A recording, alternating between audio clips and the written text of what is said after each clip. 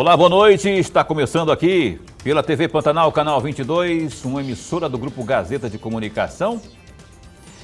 Programa Opinião, que vai ao ar até às 8h30 a partir desse instante. Hoje, entrevistando aqui, já está a postos com a gente aqui, o deputado federal Nelson Barbudo, e que vai estar conosco durante essa próxima hora aí, respondendo aos questionamentos meus, do Lorenberg, e também aos seus, você telespectador, que é a razão principal do nosso trabalho. Segunda a sexta, todo dia aqui, a gente se dedica, a gente dá o melhor para que você se sinta contemplado com o melhor da informação, das entrevistas também. O Nelson Barbudo, ele vai estar falando aqui sobre... Na verdade, o Nelson, daqui a pouco eu vou até conversar aqui com ele na própria abertura, ele está aqui, mas também está lá. É verdade que hoje, nesse momento, está tendo uma sessão remota na Câmara, e ele acompanhando tudinho aqui, tem a assessoria dele aqui acompanhando também, e ele está batendo com as duas pernas aqui, e a gente está entendendo isso. De repente ele vai ter que sair aqui, não é, do plano e votar sim ou não lá nas matérias que estão em discussão nesta noite. Mas antes, porém, eu quero aqui cumprimentar meu amigo, meu parceiro de sempre, Lorenberg Alves. Muito boa noite, meu caro. Boa noite, meu amigo Paulo Coelho, e um grande abraço, mas um grande abraço mesmo a todos os nossos telespectadores, a razão maior do nosso programa. Então, você telespectador, que é a razão maior do nosso programa, pode participar e interagir conosco, como eu disse, 99932-2529, 99932-2529. Esse é o telefone para você mandar a sua mensagem, para você, então, fazer aí a sua participação, interagir com a gente aqui, mandar a sua pergunta, a sua sugestão, mandar a sua crítica, o seu elogio, enfim, esteja bem à vontade. O programa é dedicado e feito por você e para você, tá certo? E eu quero também mandar um abraço a você que nos assiste também pela internet, na página do Facebook da TV Pantanal e também pelo www.gazetadigital.com.br. Você não viu aí, mas o Nelson Barbudo está aqui, já deu uma levantadinha aqui para mexer no celular lá para votar, porque tem sessão online. Deputado, muito bom recebê-lo de novo aqui, para a gente conversar sobre política, sobre sua atuação parlamentar, não é? Atuação essa que está acontecendo, inclusive, nesse próprio momento, como eu disse, né? Porque tem uma sessão remota, online, ao vivo. Muito obrigado por ter vindo.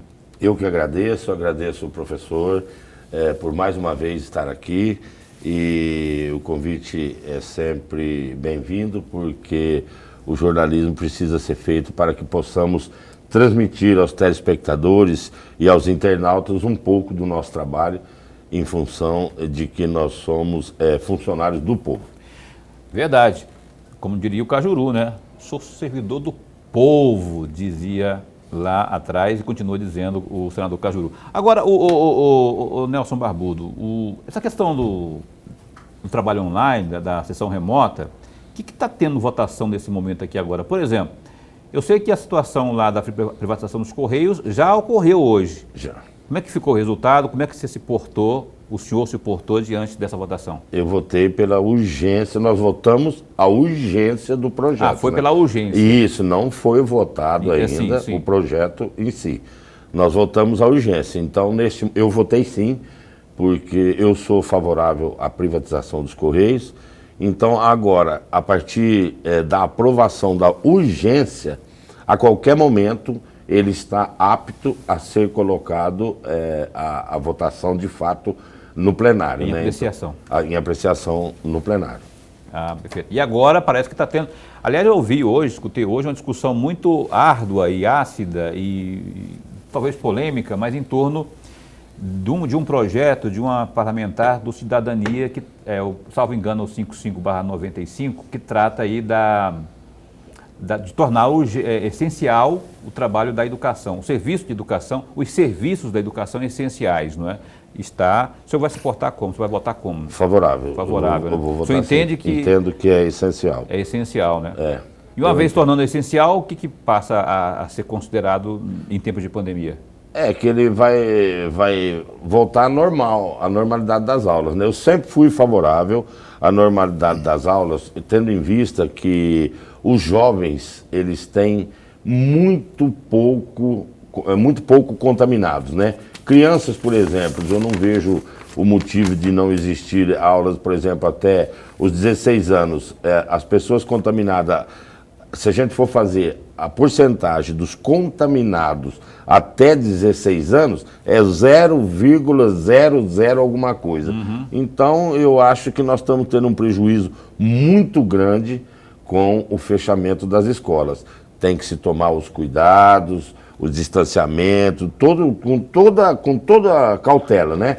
Ninguém é a favor de ir para a escola, expor criança e nada, mas eu acho que já nós estamos entrando no segundo ano sem aulas e isso pode trazer um prejuízo cultural para o Brasil sem precedentes.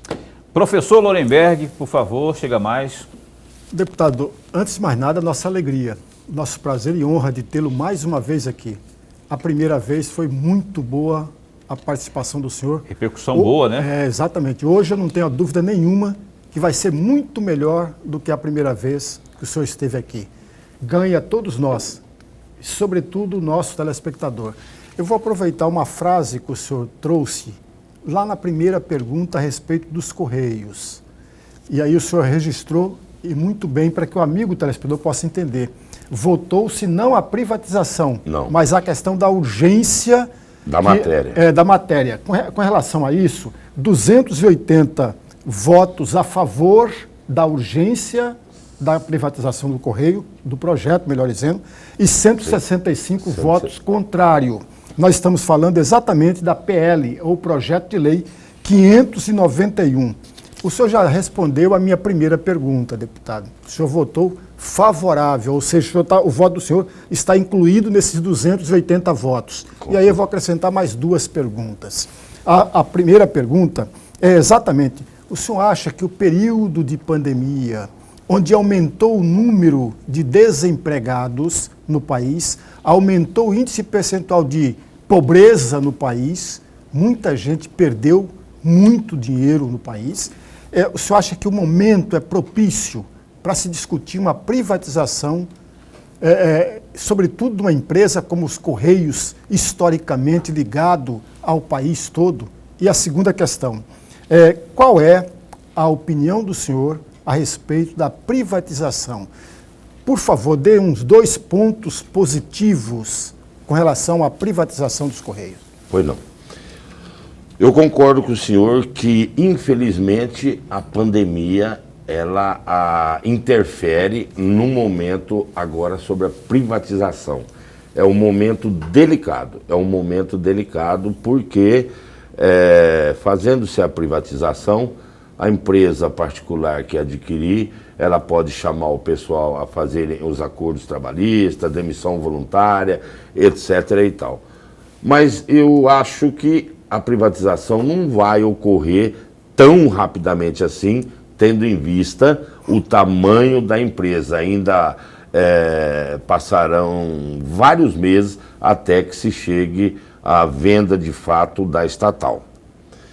Eu sou totalmente favorável à privatização pelo seguinte: nós assistimos durante anos e anos o Correio dando prejuízo.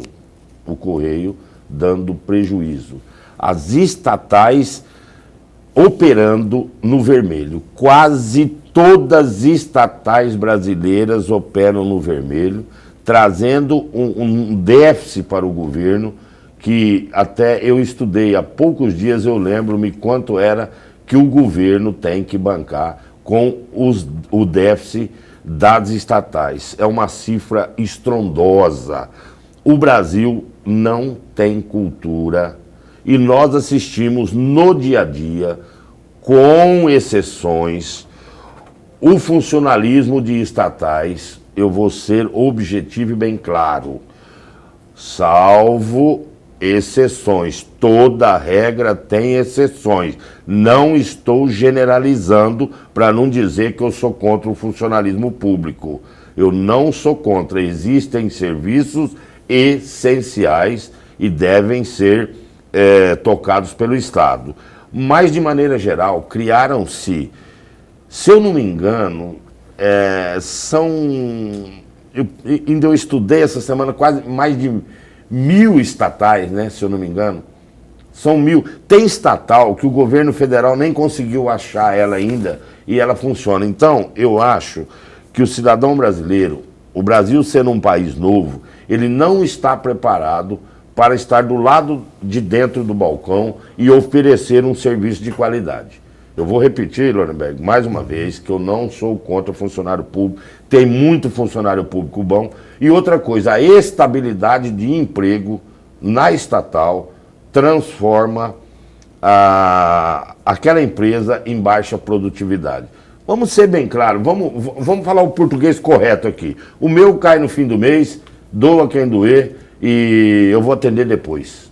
Agora, quando a empresa passa para a iniciativa privada, o cidadão é mais, ele é mais produtivo, ele precisa atender requisitos para chegar ao nível de produção, senão ele está fora da empresa. Então, eu acho que o Estado não foi feito, por exemplo, para administrar construtora, para administrar fábrica de cimento, o Estado não foi feito para administrar fábrica de adubo, enfim, fábrica de... Não, o Brasil está superlotado de estatais, gerando um prejuízo astronômico. E passando essas atividades para o setor privado, eu vejo que existe maior produtividade, maior competitividade e, portanto, eles gerarão empregos também, que também o Correio não vai, mesmo sendo privatizado, ele não vai ficar sem nenhum funcionário. Tem que ter gente para tocar. E eu tenho certeza que se privatizar, a qualidade da entrega melhora, porque o setor privado sabe trabalhar com o mercado. E isso o senhor estende para as demais estatais que estão na mira aí e no pacote aí do Paulo Guedes para privatização? Eu sou totalmente favorável à privatização. Eu sou favorável. Inclusive, algumas agora, ao contrário de um passado não muito distante, aí começaram a dar lucro, né? Isso. Começaram a dar lucro. Agora, não sei qual foi a mágica que houve ali. De todo modo, existe um pacote, existe um planejamento aí da pasta da economia e depende muito agora do Congresso. Falar em Congresso, o deputado Barbudo, por que tem havido esse atraso todo? Por exemplo, a questão dos Correios agora ela passou, mas tem algo mais grave ainda que demorou muito para ser votado, por exemplo, o orçamento de 2021. Nós estamos em 20 de abril de 2021 e o orçamento desse ano não foi aberto ainda porque houve esse imbróglio aí de não votação. Aliás, votou agora, né? Foi aprovado, mas aí depende agora da sanção do presidente ainda. Mas por que tem havido esses atrasos lá? Olha, nós conversamos em off aqui para você, telespectador, antes de começar a entrevista. Inclusive, este foi um dos assuntos onde eu disse, eu sou surpreendido, depois que eu fui para a Câmara Federal, justamente nessas pautas. Eu acho que isto não poderia existir, mas acontece que o regimento da Câmara permite. E eu vejo o seguinte, mais uma vez, num português bem claro, manobras políticas com interesses políticos em volta de cada um pegar a fatia maior, pressionando o presidente da República, atrasando os trabalhos, demorando para votar o orçamento, demoram-se a liberação das emendas impositivas, demora para fazer a liberação das emendas de bancada. Então, é uma coisa inaceitável. O presidente da Câmara deveria usar das suas atribuições, colocar uma data limite e o orçamento ser votado dentro do prazo. Eu não concordo também e acho que você está correto, Paulo. Não tem não me dou uma melhoradinha não com o Lira lá, porque antes a reclamação era essa. Esse orçamento veio do ano passado, né? Quem deveria ter votado ele antes do final do ano era o Maia, né? Professor Lorenberg. Deputado, aproveitando as respostas que o senhor está dando, está fazendo uma avaliação da própria Câmara dos Deputados, vamos continuar avaliando essa Câmara de Deputados, porque nós estamos no terceiro ano, deputado, no terceiro ano da atual legislatura.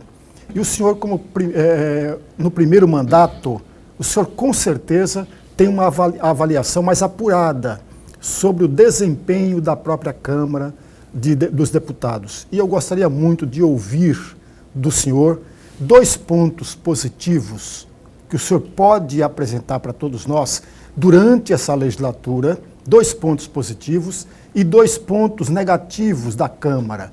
Porque é muito salutar, deputado, e principalmente para o amigo telespectador, fazer uma autoavaliação. Um dos pontos positivos, eu acho, foi a reforma da Previdência. Porque sem a reforma da Previdência, o Brasil, neste 3º ano, estaria fadado a um colapso financeiro, onde as aposentadorias não seriam mais pagas. Se não fosse aprovado a reforma tributária, o Brasil estaria em colapso financeiro. Outro ponto positivo... A reforma da Previdência. Desculpa, eu falei, é a reforma da Previdência. Tributária é uma meta que está vindo por aí. Então, outro ponto que eu consideraria importantíssimo seria a reforma tributária para que nós pudéssemos, então, organizar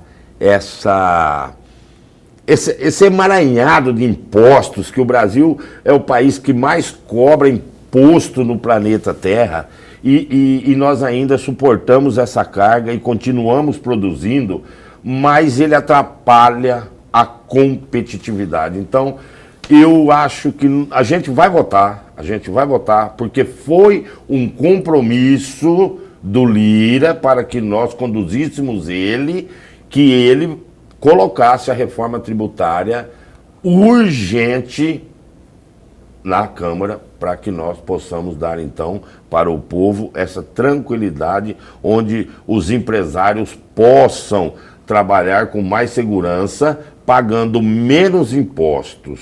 Essa é a meta do Paulo Guedes. Agora, os pontos negativos, professor, eu vou responder como um cidadão brasileiro. Eu considero o Congresso, com toda a vênia aos colegas, uma casa onde não se entrega o que o povo espera. Nós precisávamos entregar mais. A sociedade anseia de um político, de um deputado federal, atitudes e que ele consiga emplacar projetos de leis que visem a modernizar o seu Estado, que vise melhorar a condição de vida do cidadão, que vise melhorar a condição de infraestrutura, que é o caso do Mato Grosso. E nós, da bancada do Mato Grosso, temos trabalhado incansavelmente e, por motivo da Câmara Federal estar abarrotada de projetos e ser conduzida por líderes, os líderes é quem decidem o que vota, Lorenberg. Então, é uma frustração para o cidadão Nelson Barbudo ser o deputado mais votado, não ser um líder e assistir aos líderes colocarem as matérias de interesse dos líderes. Claro que o governo tem uma influência grande e força a liderança para colocar os projetos de interesse. Mas nós conhecemos o falado Centrão, o tão falado Centrão, que faz com que um grande número de líderes atuem em função de não deixarem os projetos que é de anseio da sociedade irem para a pauta. Então, Paulo, só para terminar, eu acho que nós devemos muito trabalho à sociedade brasileira. Famigerado e faminto Centrão, diga-se de passagem, né? Porque ele pisa nas pautas, não é? Põe seu peso em cima das pautas e nada anda, não é? Até lembrei aqui de uma música do Djavan aqui, Djavan, célebre, um dos melhores compositores da música popular brasileira. Tem uma música, Lorenberg, ele fala assim, ó: o amor é um grande laço, um passo para uma armadilha, os lobos correndo em círculo para alimentar a matilha, né? Eu só trocaria nessa música do Djavan aí a palavra, eu trocaria assim, ó: Os lobos correndo em ciclo, não, eu colocaria assim, o poder é um grande laço, um passo para a armadilha. Os lobos, centrão, correndo em ciclo para alimentar a matilha.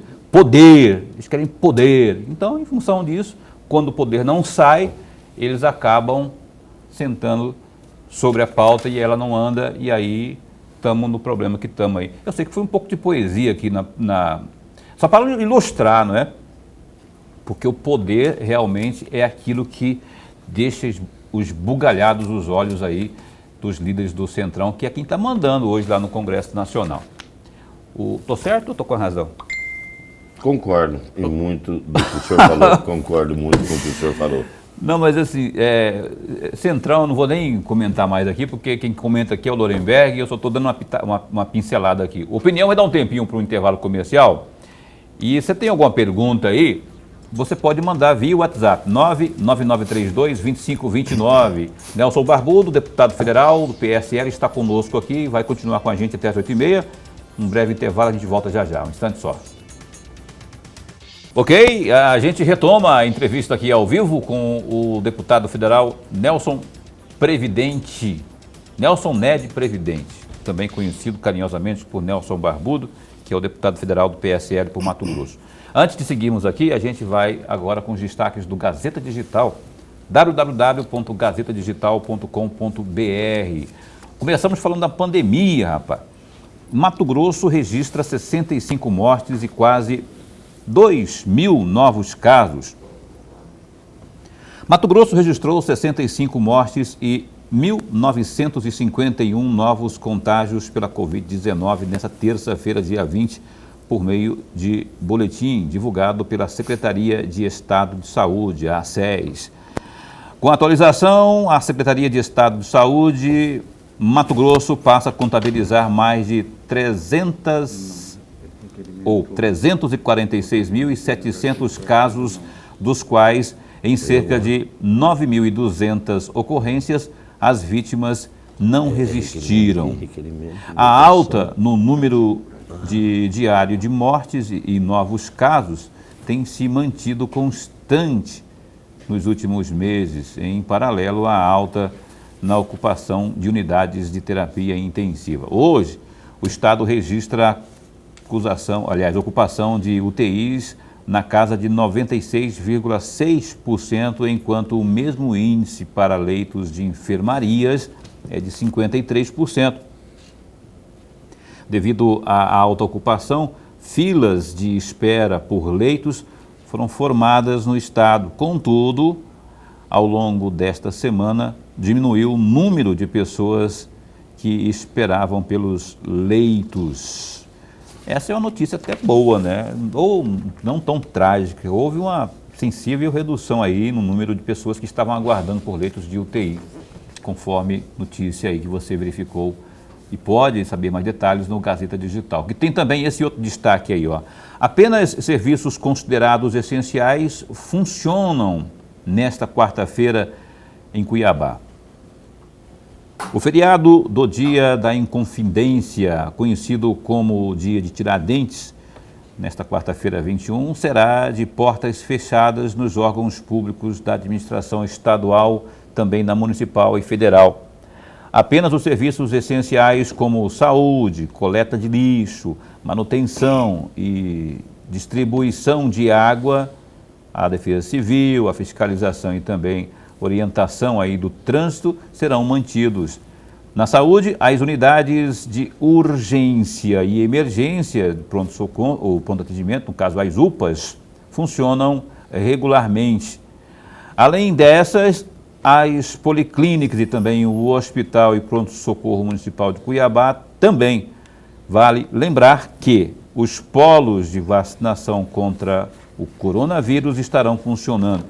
As pessoas que estão agendadas para esse dia serão vacinadas. Os locais de vacinação são o Centro de Eventos do Pantanal, SESI Papa, SESC Balneário e também a Universidade Federal de Mato Grosso, UFMT. Quanto ao segmento econômico, não há vedação para que as atividades econômicas funcionem aos feriados, conforme publicação no decreto municipal número 8.392.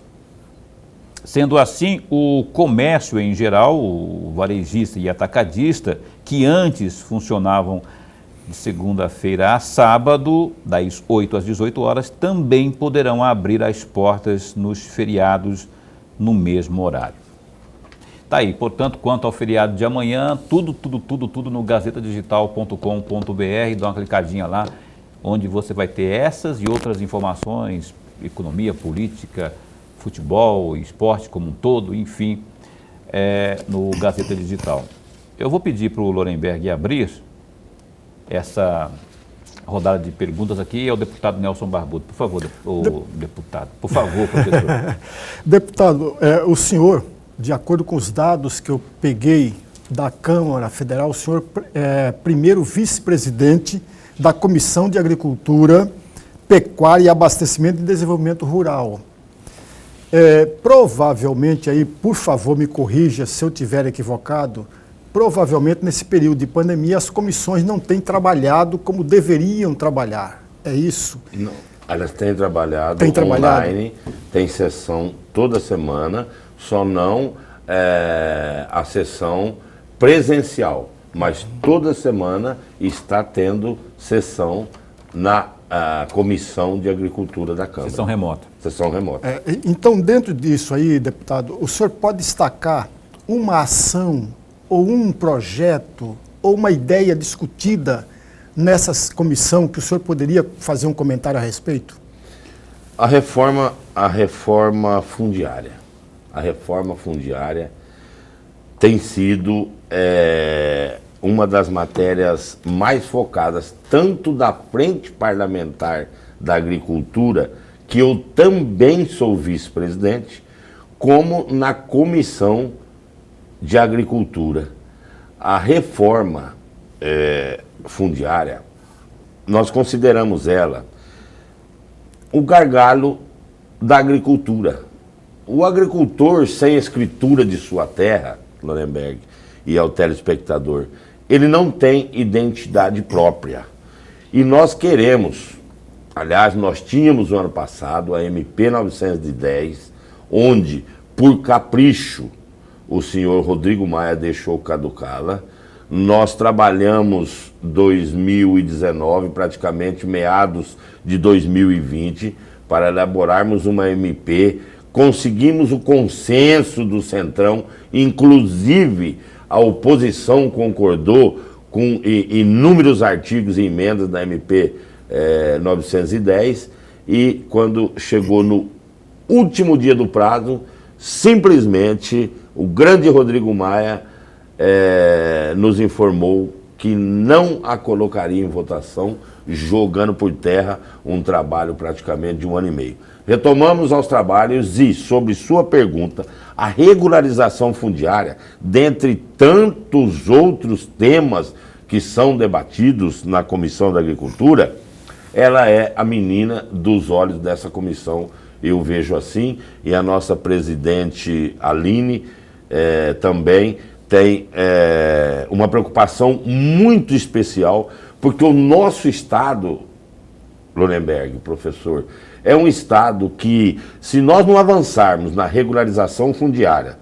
tanto na titulação dos PAs do INCRA, que estão na casa dos 100 mil títulos aí à espera, 100 mil propriedades à espera de título, como a titulação das propriedades rurais já em grandes módulos, porque tem muita terra da União ocupada por pessoas já há 20, 30, 40, 50 anos, e nada foi feito para que se regularizasse a vida desse cidadão, desse proprietário rural. Então, a sua pergunta é a menina dos olhos da Comissão da Agricultura hoje, praticamente, nós modernizarmos a regularização fundiária. Eu não me lembro o nome agora da nova MP, mas nós temos sim já uma proposta, e o relator é o Kim Kataguiri, onde nós haveremos de implementar novas ações Se eu soubesse que o senhor ia perguntar, eu teria me trazido os detalhes que eu não me lembro totalmente, são muito de cabeça, onde facilitaremos o cidadão, o proprietário, a obter o seu título e, consequentemente, a sua escritura tão sonhada.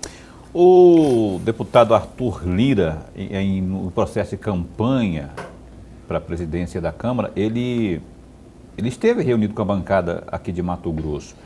Salvo engano, ele esteve aqui no estado, inclusive, assumiu compromissos, não é? E aqui carece, como em todo o estado, todo o país, da reforma, essa reforma que você está dizendo aí, a reforma agrária.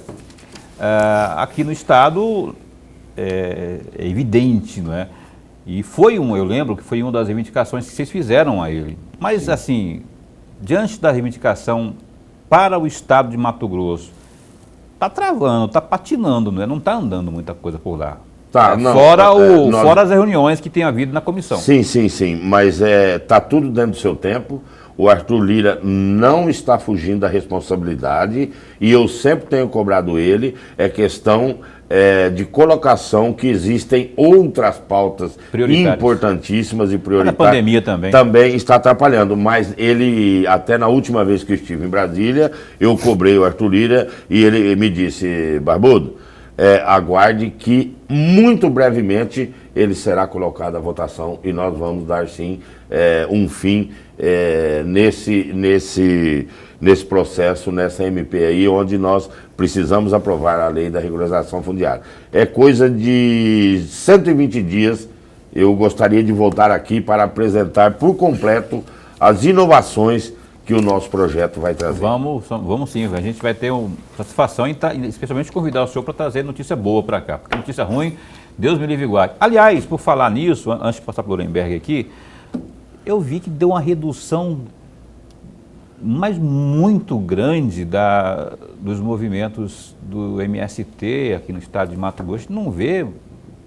Eu não lembro de ter visto nos últimos 2 anos assim, aquele povo queimando pneu por aqui. Eu vi uns vídeos recentemente aí, acho que no Nordeste, mas aqui, ainda mais aqui onde há, não é, muitas terras e tudo mais, o agronegócio, enfim, deu uma redução aqui em grande parte do país. A que se deve isso aí? O INCRA está realmente agora com a seriedade que lhe é reivindicar?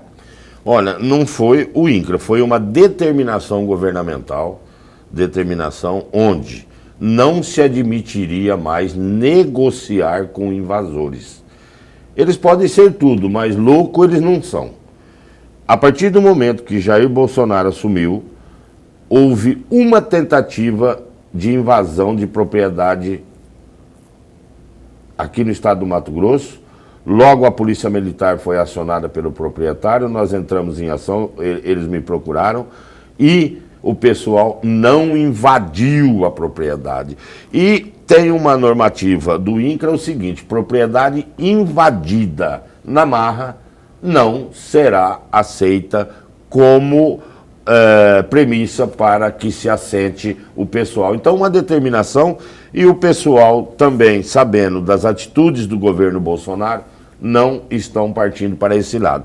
Junte-se a isso a boa atuação do INCRA também, que vem chamando para si os presidentes de associações, e agora nós temos uma normativa também que partiu de Brasília, onde os prefeitos, professor, estão fazendo os convênios com o INCRA. O INCRA, quando nós assumimos o governo Bolsonaro, ele está quebrado, moído, triturado, sem R$1 nos seus cofres. Então eles não tinham, o pessoal do INCRA, nem material humano e nem recurso financeiro para fazermos a regularização. E agora, com essa instrução, foi liberado para que os prefeitos fizessem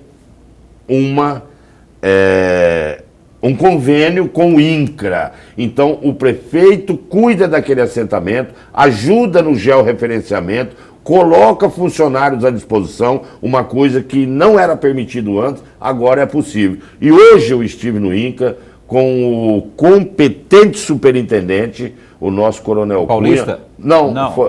O Paulista está para se aposentar. e foi trocado o superintendente. Mas nós temos o coronel Marcos Cunha, superintendente, competentíssimo, fazendo um brilhante trabalho, trazendo e chamando os assentados para que nós possamos, então, acelerar a titulação dos PAs aqui do Mato Grosso. Professor Lorenberg. Deputado, o senhor falava agora há pouco que pertence à Frente Parlamentar da Agricultura. Vamos imaginar, deputado, hipoteticamente, mas é só para cobrar do senhor uma reflexão. Pois não. E eu estou diante de alguém que tem uma sabedoria e uma experiência fantástica.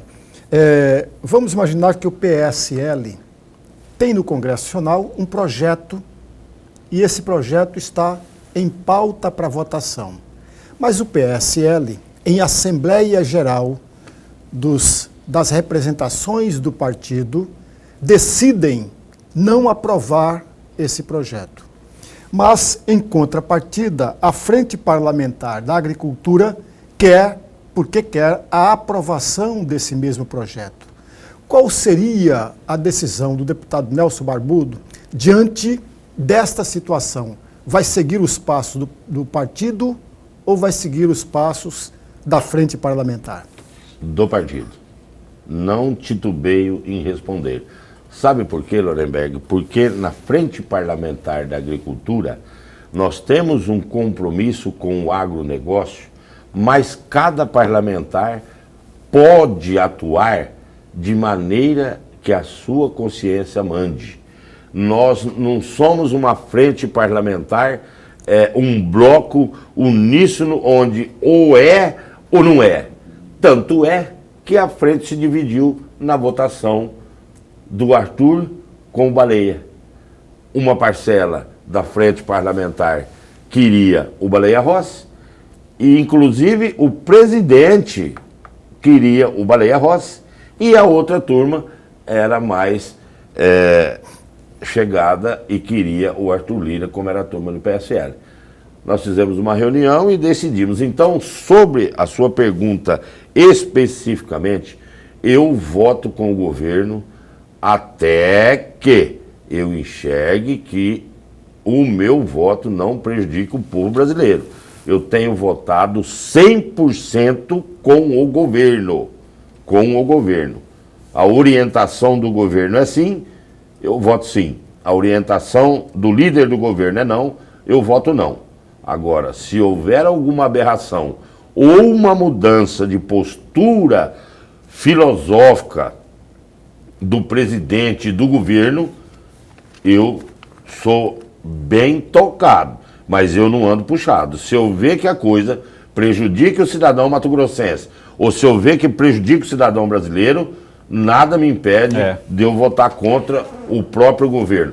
É só eu achar que aquilo fere os meus princípios cristãos, patrióticos e familiares. Aí nada me faz votar a favor do governo, desde que a sua proposta não condiz com a minha realidade e a do meu povo. Até porque o seu compromisso número 1 é com o povo, né? E aí o governo tem se encaixado, o senhor tem se encaixado, o que o senhor pensa tem se encaixado com a linha que está em execução pelo governo federal aí. Tem isso mesmo, tem que dar resposta àquela sua base lá, porque é ela que te colocou lá. O Opinião vai dar um tempo, um intervalo comercial, não é? E assim que a gente voltar, o papo continua aqui na bancada com Nelson Barbudo, deputado federal do PSL. É um instante só. Então, cá estamos de volta ao vivo no programa Opinião, entrevistando Nelson Barbudo, deputado federal do PSL. Ô deputado, rapaz, tem aí um movimento, eu queria a opinião, peço uma opinião política sua, análise política, embora o senhor esteja na Câmara e o que eu vou perguntar diz respeito ao Senado. Essa CPI da Covid, isso me está cheirando, pela forma, não que a CPI não fosse bem-vinda, eu acho que não é? Mas o jeito que está sendo montada, os membros que estão sendo colocados ali, e aí tem toda uma situação, aí tem uma ordem que vem lá do Supremo, aí tem outra que vem... Como é que você está vendo isso aí tudo aí? Vai ser uma CPI para valer? Ou você acha que é mais um tijolo naquela engenharia deles para atingir o presidente? Com certeza. A minha avaliação política, eles estão preparando um golpe para derrubar o presidente Jair Bolsonaro. Eu tenho falado e declaro, e vocês vão ver que a minha análise é a seguinte: o establishment não esperava a vinda do presidente Jair Bolsonaro. Eles achavam que quando chegasse no segundo turno, juntava-se fulano, ciclano e beltrano e derreteria e ganhava, e de repente deu o Bolsonaro. O Bolsonaro cortou o roubo, cortou a distribuição de cargos, cortou, enfim, a elite, vamos falar assim, a elite de colarinho branco, Lorenberg, na minha visão, na minha análise política, está sofrendo de uma abstinência financeira terrível. Eu vivo lá, eu sei. A partir daí, a resposta era muito longa, mas o programa não tem essa... Inclusive, eu escrevi sobre isso. A partir daí, eu acho que eles torceram. O Lula mesmo disse que, graças a Deus, a natureza mandou esse vírus, mas tá bom.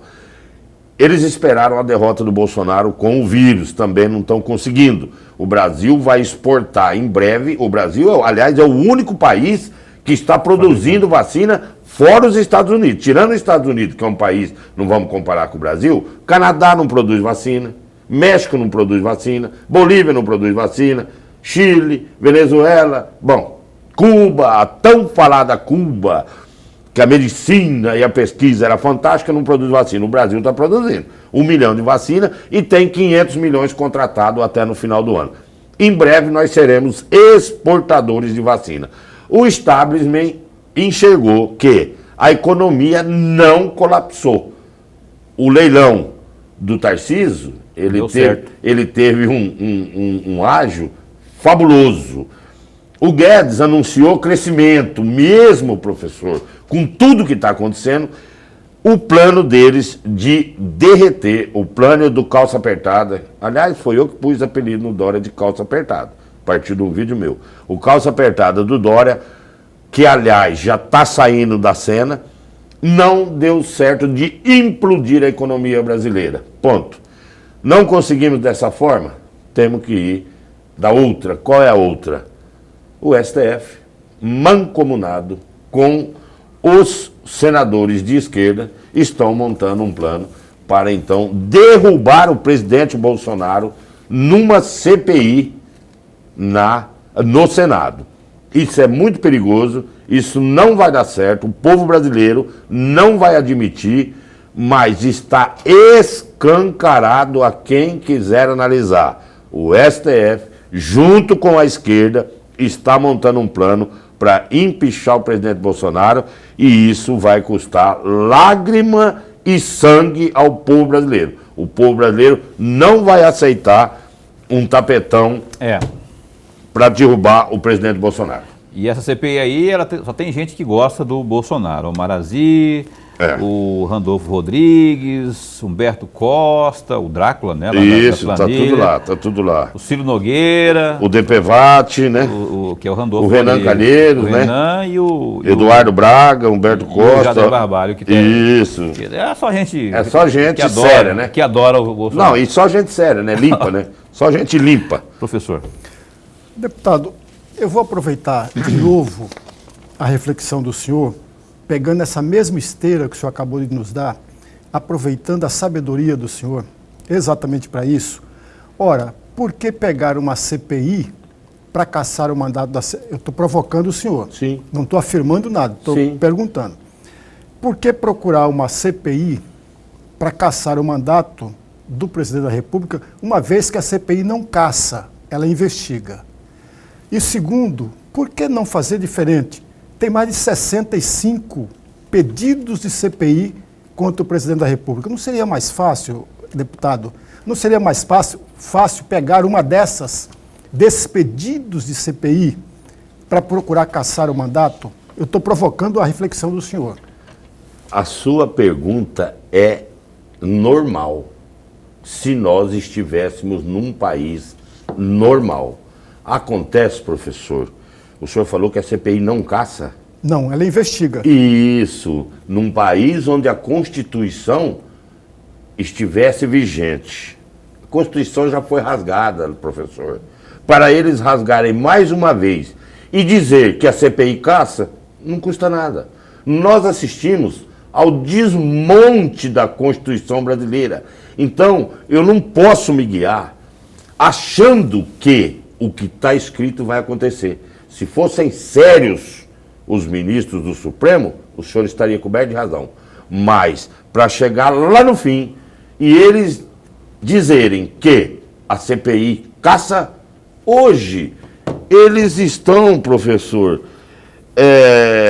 eles romperam, eles implodiram, professor, o Estado Democrático de Direito. Então, nessa situação é que eu não duvido de nada. É nesta situação que eu falo e chamo de golpe o que eles estão projetando. Porque quando o senhor vê um ministro do Supremo Tribunal Federal ser o investigador, ele é o réu, ele é o julgador, não pode, professor, o que está acontecendo no sistema jurídico brasileiro, nós não podemos duvidar de nada. Por isso a minha tese de que a CPI é para caçar o Bolsonaro, porque eles estão achando que eles estão acima da lei. Já demonstraram e muitos juristas brasileiros ficam contrariados com as atitudes dos ministros que deveriam ser os guardiões da Constituição. Eles já rasgaram a Constituição várias vezes. E quem viver verá, professor. Quem viver verá. Estão armando um golpe para transformar uma CPI que não pode caçar em uma CPI que pode caçar, porque se não for dessa maneira, eles não derrubam o nosso presidente. Mas não seria mais fácil, deputado, pegar desses pedidos de CPI? Porque, veja, a história brasileira é muito clara. Nunca teve na história brasileira um presidente da República que teve tantos pedidos de cassação do seu mandato. Tem mais de 65 pedidos. Não seria mais fácil pegar um desses pedidos? Quem pegaria esse pedido? A Câmara Federal. Então, não acharam guarida com o Arthur Lira. Tenho certeza que eles não acharam guarida, porque é o presidente da Câmara que admite o processo e coloca em votação. E eles não acharam guarida. Muda-se o modo de operar a derrubada do presidente. O Supremo, o senhor acha, professor, que é função do Supremo Tribunal Federal determinar ao Senado abrir a CPI? O senhor acha? Eu vou devolver a pergunta com a outra pergunta, Pois não. Deputado. O judiciário não age por ofício, não deveria agir por ofício. Provocado. Deveria agir quando provocado. E ele foi provocado. Eu vou dar só um histórico muito rapidamente, até porque o entrevistado é o senhor. Fica à vontade, professor. Deputado, no dia 4 de fevereiro, o Randolfo Rodrigues, com 35 assinaturas de um pedido da CPI, apresentou no dia 4 de fevereiro. O presidente da Câmara sentou em cima desse pedido não levou... Da Câmara Federal. Sentou em cima... O Randolfo apresentou? Dia 4 de fevereiro. E não leu e não levou para plenário para ler. O que fez um grupo de senadores? Eu estou provocando a reflexão do senhor, não estou afirmando nada. Sim. Um grupo de senadores recorreu ao judiciário. Uma vez provocado, o Barroso simplesmente determinou a abertura da CPI, que já tinha sido pedido, com 35 assinaturas. O senhor não acha que é também uma obrigação do judiciário responder a uma provocação? Acho. Mas ele propôs a... Calma, deixa eu responder. Acho sim, professor. E o que o senhor acha quando o Supremo Tribunal Federal se cala diante dos pedidos de impeachment de um dos seus membros? Tem que ter objeto. Sim, deputado. sempre teve. Várias pessoas entraram com pedidos para que se empichava o Gilmar, Alexandre de Moraes, e nada anda. Com eles não pode. A lei é para todos. Essa é minha visão. Entendi. E eu vejo, professor, uma corte, eu respeito a corte e respeito a decisão da corte e acho que a corte está caminhando muito mal. Porque respeitar e aceitar o que a corte faz é diferente. Eu respeito a corte. Não estou aqui defamando o ministro, não estou aqui julgando o ministro. Estou analisando as decisões que eles estão tomando escancaradas e que estão indo ao desencontro dos maiores juristas brasileiros e eles estão, por exemplo, professor, vamos em outro seara. Demorou 7 anos para saber que o foro competente não era Curitiba.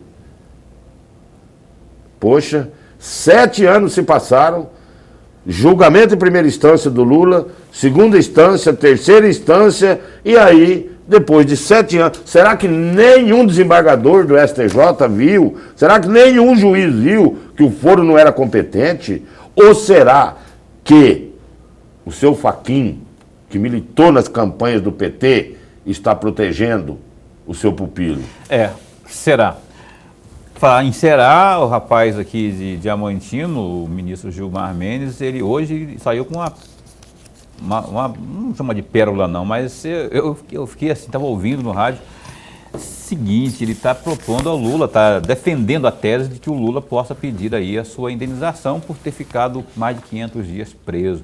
Lula pede indenização lá, rapaz, tem direito, e ele deu em entrevista, ele deu esse pitaco aí. Eu vou ter que caminhar para o finalzinho aqui, deputado, 30 segundos para me responder uma coisa.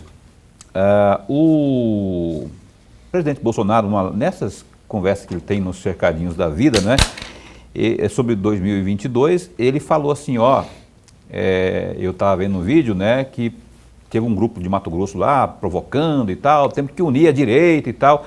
Ele falou o nome do Medeiros para o Senado o ano que vem, não é? Que Medeiros que também defende aqui o presidente Bolsonaro.